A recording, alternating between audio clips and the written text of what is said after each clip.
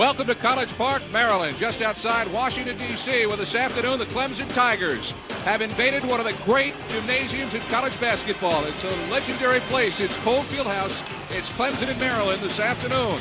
And hello again, everybody. Along with former Duke coach, former West Virginia coach Bucky Waters, I'm Ken Broo. Bucky, this is part two. Clemson in Maryland, like two great heavyweights meeting for a rematch. Well, the first one was a TKO. They went to Clemson to open the ACC season, and it was a remarkable game. Maryland trying to make it 2 in a row because they got the Tigers in the tournament, but they shot 52%, 50% from the foul line, and an amazing 27 turnovers, got into overtime, and then amazingly got shut out. 13-zip in the overtime. They're not in a very good mood. Well, they're going to have to protect the ball better today. There's no question about that. Clemson's in town. Third place in the ACC is on the line. It could be decided here. Back with more here from Maryland after this. Now, both these coaches know each other very well. Rick Barnes and Gary Williams. They know exactly what each wants to do. What are the keys here this afternoon for both teams? Well, I think Clemson, if they're going to sweep the season, they got to take care of the ball. Only Duke averages more steals over the season than Maryland. And defensive transition, critical. Get back, make Maryland attack that solid half-court defense. Don't let them run the floor. And, of course, the Terps rebounding is critical. They were doubled off the offensive board at Clemson, and they also need that ball to run. And they, too, have to take care of the ball. Those 27 turnovers killed them down at Clemson. They're an erratic team, but if Maryland can get the running and take care of the ball, they can beat anybody, and they have 1 and 2. Well, we'll see what happens. The starting lineups, the opening tip-off coming up in just a moment. It's like Super Frost Terrence Morris getting set to report in for Maryland. Turnovers, as you can see, Clemson with 5 already. Maryland had 27 in that first matchup. Jamison, a little too hard. Akese with the rebound. Needs some help, and Kaveric takes the lead. 10-8 Clemson by 2 with 12:15 to go. Kaveric for 3. Good. Wow.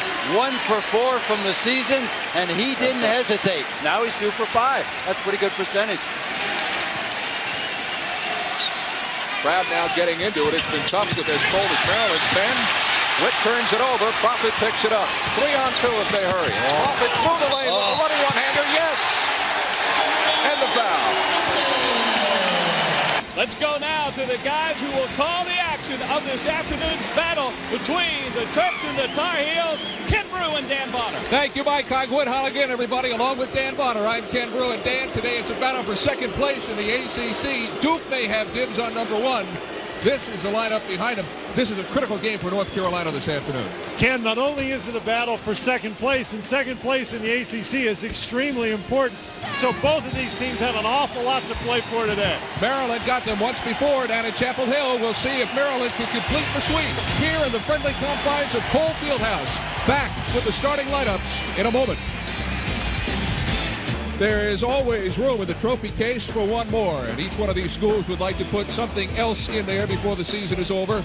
It's Maryland at 21-4 and number 7 in the country, number 12 North Carolina at 19-6. Each team needs to do specific things to win today. That's why we call them the keys to the game.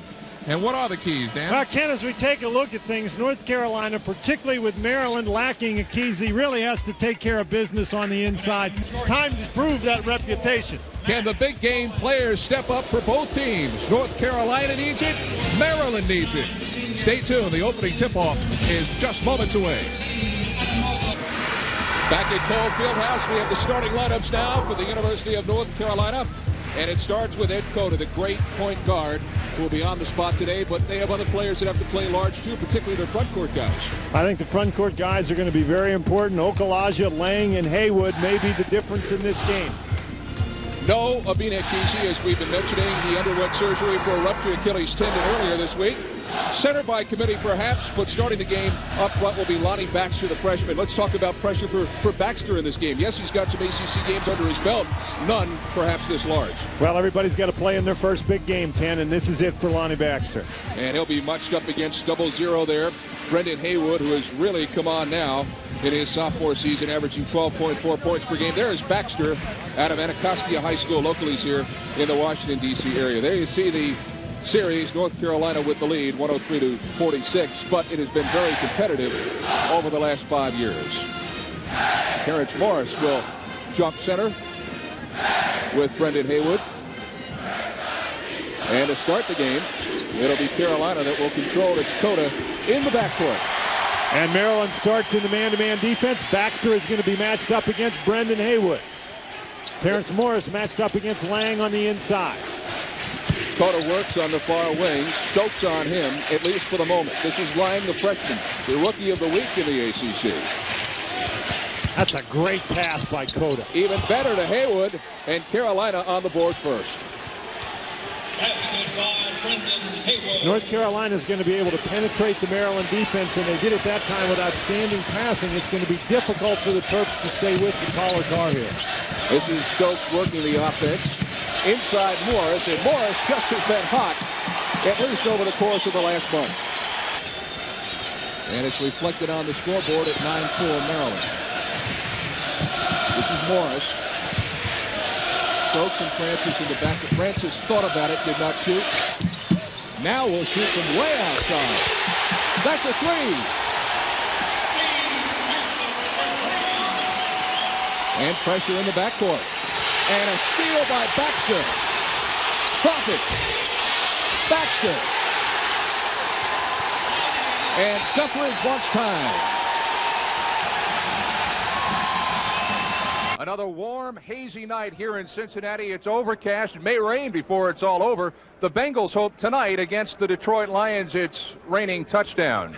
Hello again, everybody. Along with Dave Lapham, Ken Broo speaking to you. And Dave, I hate to be a broken record on these games, but again, we've reached the final preseason game, and David Klingler and the first-team offense have shown us very little. That's right. It's very, very important night tonight for the first-team offense to score. A lot of pressure on David Klingler. The offensive lineman, in fact, the whole offensive unit saying, we've got to get the ball in the end zone against in this game tonight to get some confidence to go against Cleveland. 6 quarters, Ken, so far, the number 1 unit without getting the ball in the end zone. It's got to change tonight. And a reshuffled offensive line with the injury to Joe Walter. Dave Cadigan in camp, in the starting lineup tonight at left guard. Right, Joe goes out and everything has to be mixed up. But Dave Cadigan, he played left guard for the Jets. They're keeping him in that familiar spot, and they move Bruce Kazurski, and they also move Eric Moore to the right side. They keep them together. Kevin Sargent, familiar with the left tackle position. The biggest adjustment, Derek Brills moves from right guard to center. He's done it in training camp. He's played center in Seattle. I think he's going to be fine. He's got a great physical body type for the center position. We're finally going to get to see Louis Oliver tonight in a Cincinnati Bengals uniform.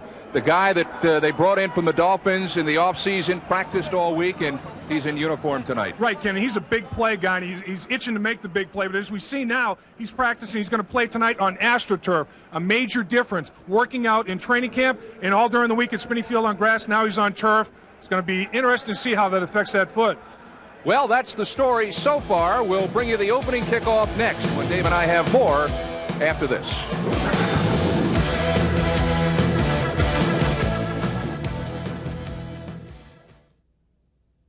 First and 10, Cincinnati at the Lion 22-yard line. Klingler back to throw. Pretty good protection. Looking downfield, throwing over the middle. Caught by McGee at the 9-yard line, and another Cincinnati first down. Fenner right behind Klingler, who takes, drops, looks, throws inside, caught. Jeff Query. Touchdown, Cincinnati. Line of scrimmage, 17-yard line. Harold Green in the backfield with Fenner. Green peels off in motion away from us. Klingler takes, hands Fenner. Fenner off left tackle. Now cuts to the end. Cuts, goes to the goal line and dances in for the touchdown. He did the Nesty plunge.